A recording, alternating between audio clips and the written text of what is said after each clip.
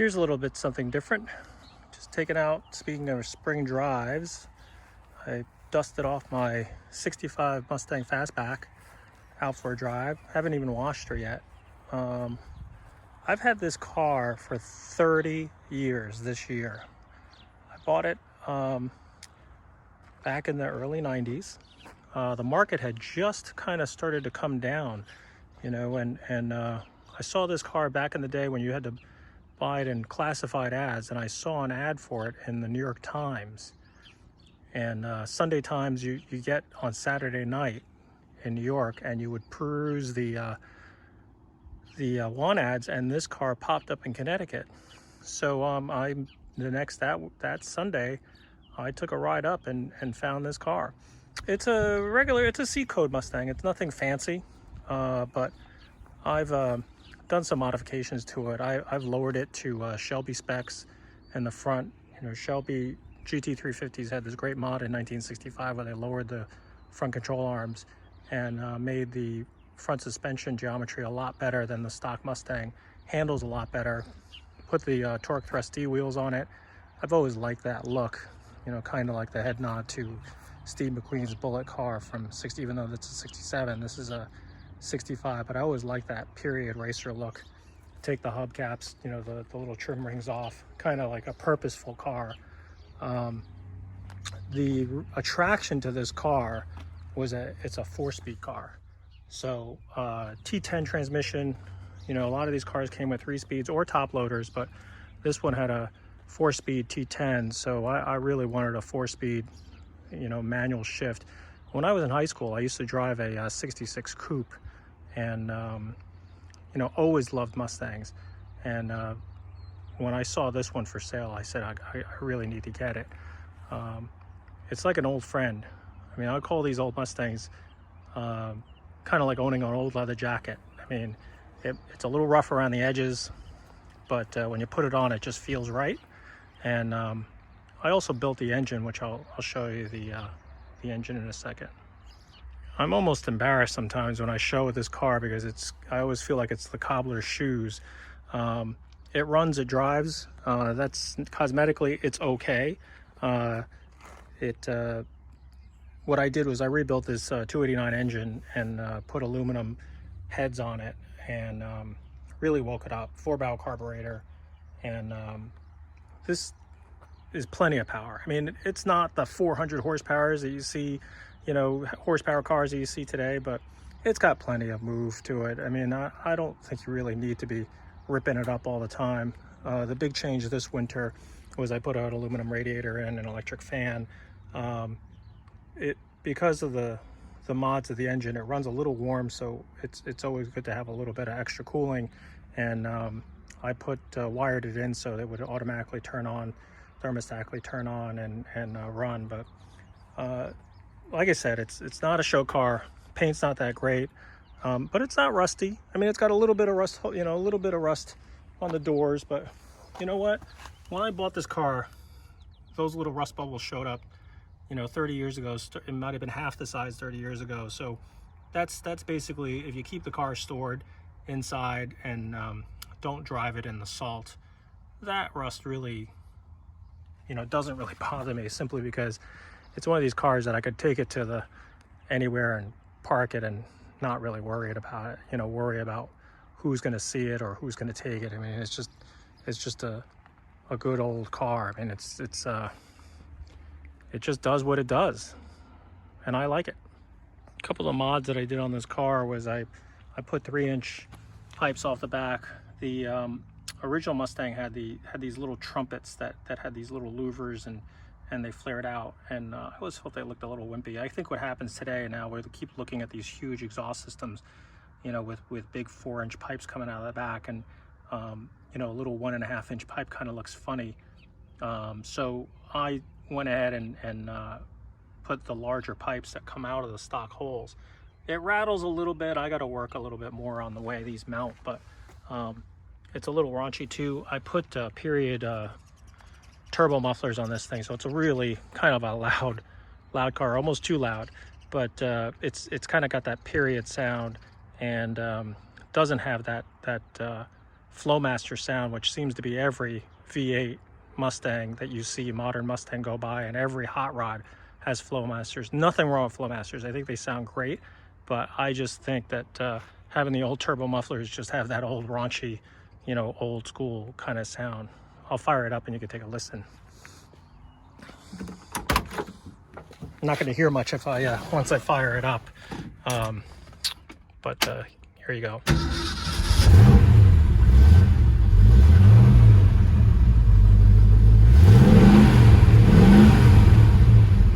That's that old turbo muffler, now Flowmaster sound.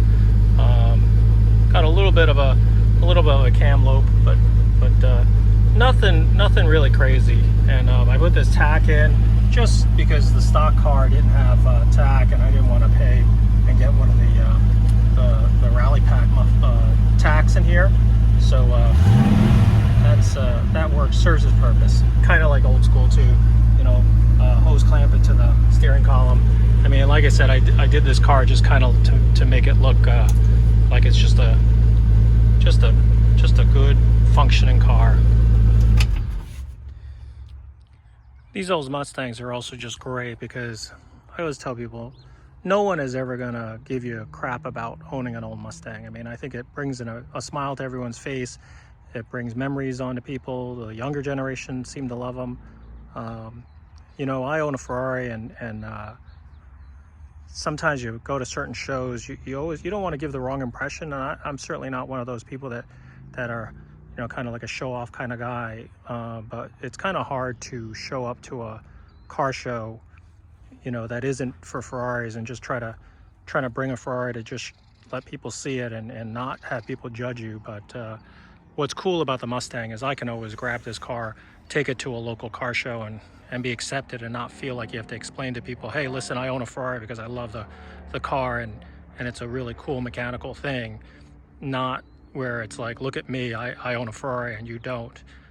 So having a Mustang in my collection is just a great car to have. I mean, it's really just a every person's car. And you know, you can have a GT350 that's worth, you know, 6 figures, and you can have a regular coupe that's a 6-cylinder coupe that's probably about 5 to 10 grand, and you know, the whole spectrum in between, and you know, really fit in all the time.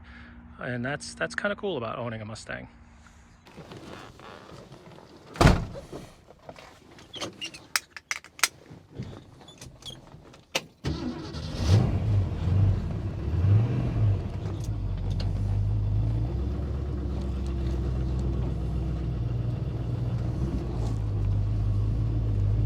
Well, like I said earlier, I've owned this car for almost 30 years, and it's kind of like an old friend of mine. It's just a regular C-code Mustang, which means it came originally with a 289 V8 with a 2-barrel carburetor.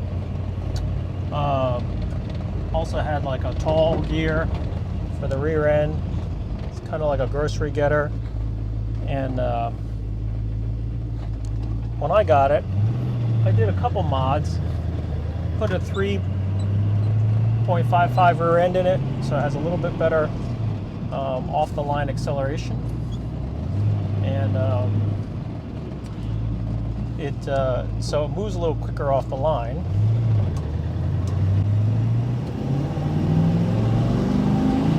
And of course, I built the engine. And I built the, you know, put the lower gear in, and put a 4-valve carburetor. So these engines, these 289 engines, are really easy to make power, and you can build them to be, you know, regular grocery getter, 2-barrel carburetor. I think they get like 20 miles to the gallon.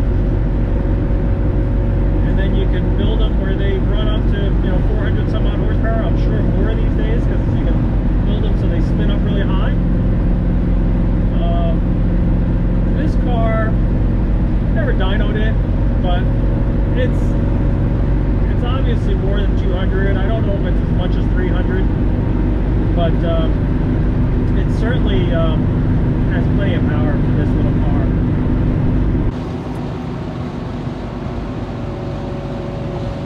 So this old Mustang, you know, has its rattles. You can see like the shifter rattles. It's a little noisy, but it's kind of like how I like it. You know, it's just a real simple, pretty basic car. 4-speed transmission. The shifter's a little loose. Have these bushings that wear out often, and they just, you know, get loose.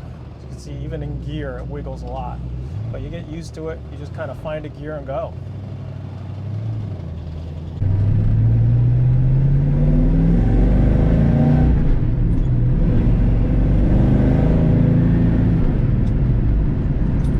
See, third gear is a little funny because it's loose. I gotta get a shifter. One of the upgrades I like to do on this car is get a Hurst shifter. Hurst was a common upgrade on these cars, made the shifter a lot more precise. You know, you get rid of the shifter lever. I just understand that there's an old Hurst shifter and then the modern ones. I don't know which one's which, but it's, I think you gotta get the specific one for a T10 transmission, and it's just one of those things I never got around to doing it. I put disc brakes on this car, so it has good stopping. You know, it has these cars usually came with drum brakes all around, but one of the best upgrades you can do to these old cars is to put front disc brakes.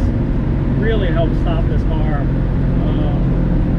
And like I said before, I also redid the front suspension and lowered the front suspension by 1 inch, and relocated the top A-arms for better geometry. The other thing that's nice about this car is it's a power steering car.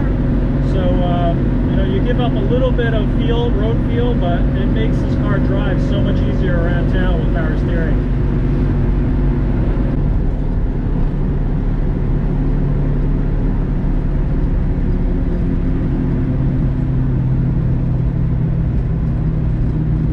The funny thing about this car, when you compare it to the Ferrari, you know, when you think about it, this car was built in 1965. It was based off the Falcon, which is early 60s, and pretty primitive. I mean, it's not a real sophisticated car, but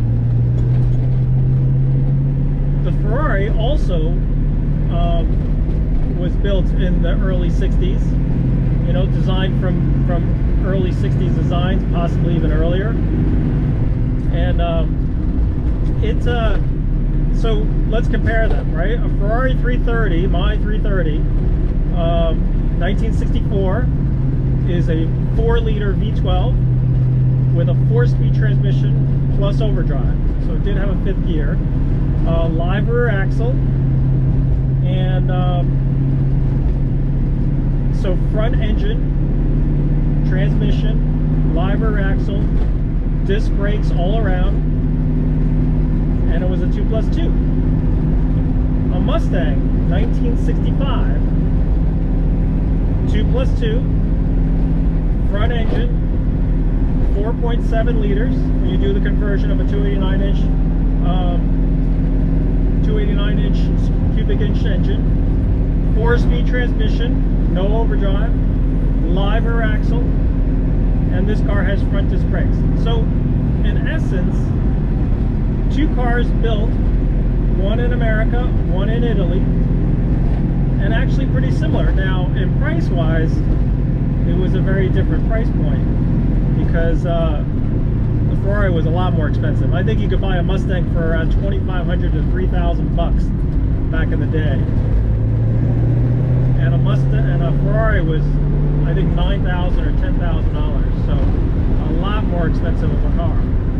But performance-wise, very similar in the sense of, like, you know, power and, you know, layout. But what was also interesting, let me just get around this pickup truck here.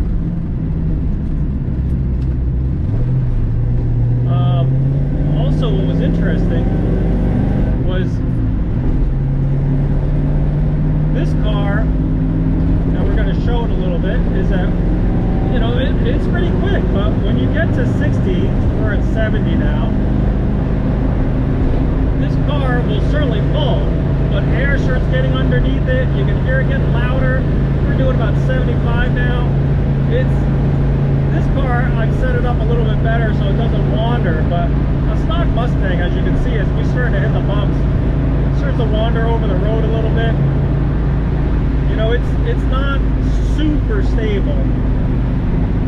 And what happens is it just wasn't really designed to be cruising at 70, 80 miles an hour. I mean, you can do it, but it just doesn't feel like really well connected to the ground. This one feels a little bit better. I put wider tires on it.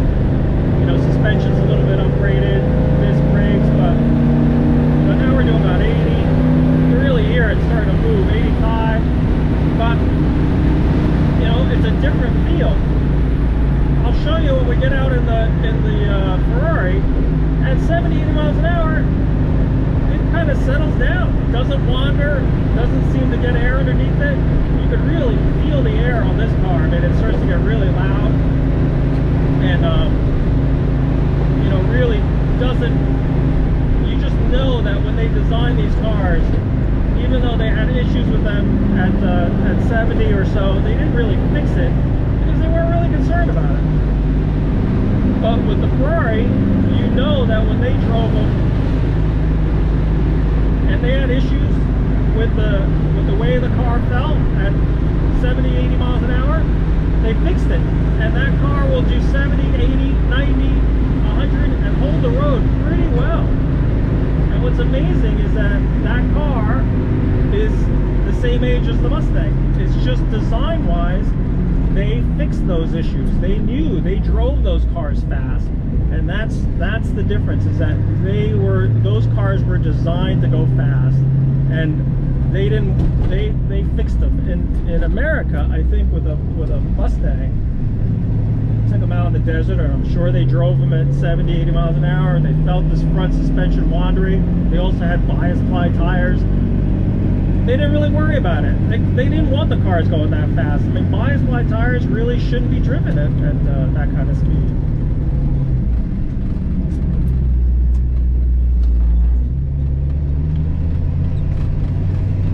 So it's just an interesting comparison to two cars. But at the same time, you know what? This old car, I also still love the sound of a V8. Still hustle down the road pretty well.